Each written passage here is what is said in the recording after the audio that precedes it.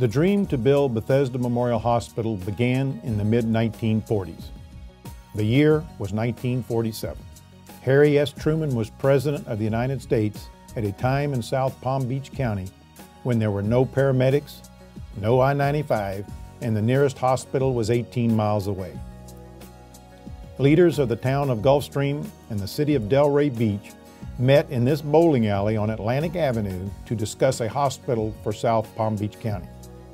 In 1947, this group of visionaries became the Gulfstream Hospital Association, later forming the Southeastern Palm Beach County Hospital District. After a close vote, the district's $975,000 30-year bond to build the hospital was approved. 10 years later, the Board of Commissioners, with Bethesda's first administrator, Dr. Merrill Steele, broke ground on this 10-acre stretch of land.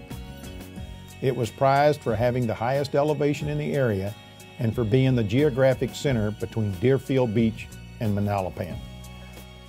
While the hospital was under construction, the hospital's charter medical staff members were planning how the hospital would run. Meanwhile, the Gulfstream Hospital Association would meet in the Krigo House.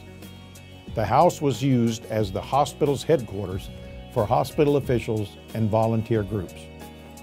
William Koch, president of the Gulfstream Hospital Association, continues to serve on the hospital board of trustees today. He is shown here with Mrs. Nathan Sharp and Ann Moore overseeing the project.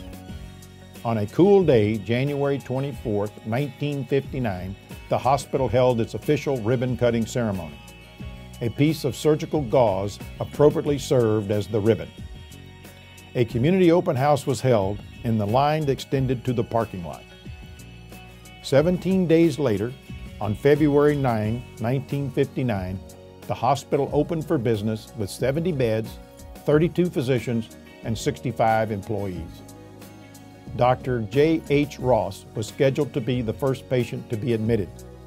However, while Dr. Ross and his wife were being interviewed by the media, another patient arrived who needed an emergency appendectomy. From day one, the mission of Bethesda Memorial Hospital was to provide quality health services in a caring manner, regardless of ability to pay.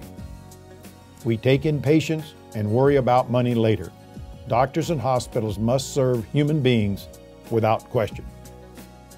Bethesda welcomed its first baby, Jeffrey Snow, on February 16, 1959. As Bethesda and Jeffrey celebrated their first birthday, Bethesda announced plans for its first major expansion. Physicians like Dr. Marion Weems, who continues to serve on the hospital's board of trustees, helped to shape this project with the opening of the two-level south wing with a laboratory and more operating rooms. The hospital doubled in size to 162 beds. By 1967, Dr. Steele retired and Russell Clayton took the reins as administrator of the hospital. During his 20-year tenure as CEO, the hospital again would see tremendous growth.